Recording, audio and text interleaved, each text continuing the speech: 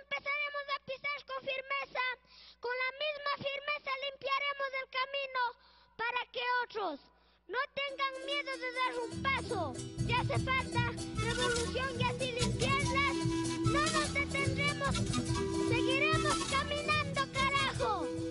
En Guatemala prácticamente para los pueblos indígenas hay una acumulación de opresión que duró 36 años.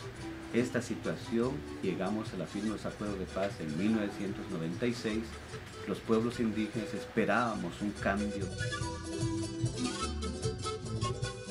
Ellos tienen una agenda, sigue siendo la misma agenda de opresión, de explotación, gentes, líderes y lideresas de diferentes comunidades, de diferentes organizaciones que son objetos de la criminalización como política de Estado que se impulsa a través de los medios de comunicación, porque consideramos que los pueblos indígenas, el pueblo de Guatemala, no estamos condenados a vivir bajo la explotación de los finqueros, de los terratenientes, tampoco bajo el mando del ejército.